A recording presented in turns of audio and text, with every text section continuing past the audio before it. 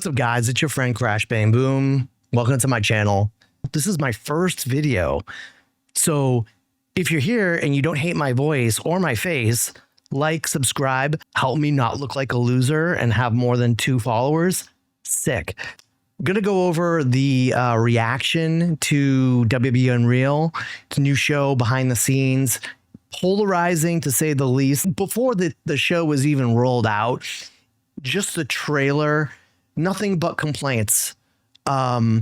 Please don't lift the veil. Kayfabe is dead. Yada, yada, yada. I got a newsflash for you. Kayfabe's been dead since 1999. If you were around back then, you know Beyond the Mat was a big deal. I remember back then, I'm aging myself. I went to the theater the night it came out, watched it, and I was like, it didn't ruin wrestling for me at all by any means. So for people to be up in arms about this product ruining wrestling or destroying kayfabe, it's just not real. I mean, we live in a world where The Undertaker has a friggin' podcast. That tells you everything you need to know. Another example is the CM Punk pipe bomb promo. They kind of go through it on here and you know, revert back to that as a reference point for kayfabe and behind the scenes and lifting of the curtain. I don't think I've talked to one person who hates the pipe bomb promo. Nobody hates that promo. You need to appreciate the effort that was put into it, the production, the camera work. I'm looking at you, Tribal Keith. Great job. The behind the scenes stuff, to me, I love it. I don't remember a lot of people complaining about kayfabe being dead or the veil being lifted back then. I think people just like to complain in 2025, to be completely honest with you. And that's fine. The internet is for complaining. But I'm just going to say this show is pretty excellent. It's definitely, again, it's not for everybody. If you love wrestling and you love the product and you appreciate what goes into it and you want to learn about what goes into it and you've never worked backstage or seen backstage, your mind's probably going to be blown a little bit. I've been fortunate enough to have worked in wrestling, to be behind a camera in wrestling, absolute dream. To like capture like Mick Foley and Jacob Fatu behind a lens. Amazing, right? I was lucky enough to be around when Circle 6's first show happened and we had Jacob Fatu and I was doing camera work on the floor, and the only thing between he and I, him throwing chairs in my direction while I was holding like a $3,000 camera, was Shalk. So 2 years later, he's in WWE. Speaking of Jacob Fatu, there's a really adorable moment in this where he actually marks out for CM Punk. To see Jacob Fatu like mark out for CM Punk's kind of a special moment. I don't hate it. If you hate that, then you have no soul. There are so many different vessels to which you can see the behind the scenes aspect of wrestling. Shoot interviews. You've got interviews like Ariel Helwani will have the talent on. They'll talk about it. You'll have McAfee will have Brock Lesnar on his podcast. I remember just throwing them off the top of my head, right? This is no different. CM Punk and Triple H, seeing them interact, really cool.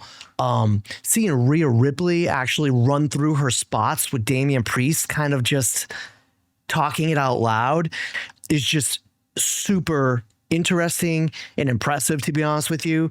The memory it takes to get all that stuff, and like, it's fluid. Like, there's a reason why wrestling today is more sharp and fluid than it's ever been, in my opinion. You can go back and you can be a nostalgia fan and whatever and say wrestling was the best in the 80s when I was watching it when I was a kid, or in the 90s, or in the mid 2000s. But the fact is wrestling right now is the biggest it's ever been. It's 2025.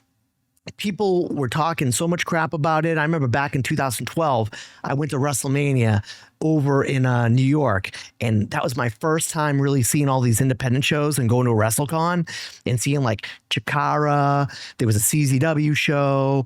I saw like 12 hours of wrestling 2 days in a row, and that wasn't even WrestleMania. And I just remember being like, in 10 years, wrestling is going to blow up, because all these young kids, like young bucks at the time, were like in their probably 20s. And look where we are now, right? So be appreciative and don't, be a hater. Haters gonna hate. And a big part of the show is the behind the scenes element and, the dirt sheets. Let's just compare it to movies.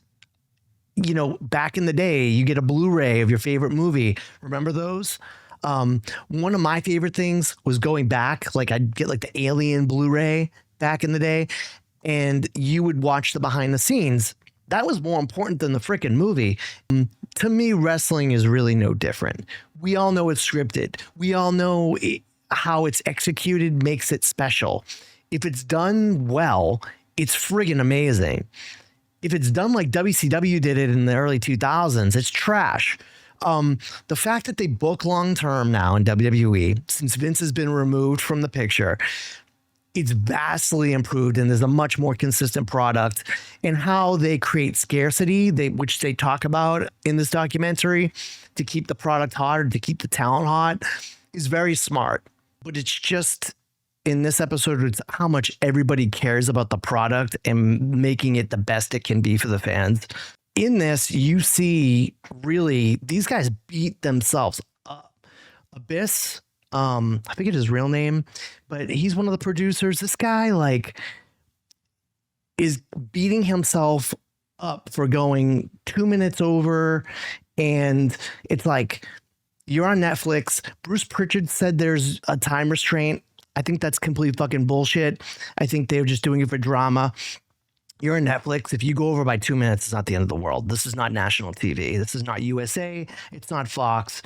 You literally, if you go 2 minutes over, I would love to hear what the repercussions are of that. They showed the gorilla position in quite an extensive form. Like, they actually go through what is on each table, who's sitting at each table, when, and how that works. I'm not going to ruin it for you, but there's some pretty cool stuff in there, just visually, with Gorilla Monsoon involved in. You get to see them building the gorilla position. That's just amazing. Don't let your fixation on nostalgia blind you, because a lot of people do that. They think, oh, when I was watching as a kid, wrestling was the best. If you have the blinders on, yeah, you're going to think that. But let's be real. Wrestling is bigger today than it's ever been in 2025. There's so much great stuff happening on the indies. Wrestlers are getting paid more on every level. AEW, WWE, independents. You lived through the 80s and the 90s. The boom today, within the last 5 years, has been tremendous. But yeah, I want to know from you, specifically, what issues are you concerned about with WWE Unreal lifting the veil? Do you guys plan on watching this? Have you watched it? What do you like about it? Are you hoping for a season 2? Are you as bummed out as I am that it's only 5 episodes and you were hoping maybe it was 8 or 10? Hit me in the comments with your thoughts, and like and subscribe so that my loser ass has more than 1 follower. And thanks, guys. I appreciate it. Most of us want to consume product like this. I want to consume this product like Bash and Booger consumes a buffet, an all-you-can-eat buffet.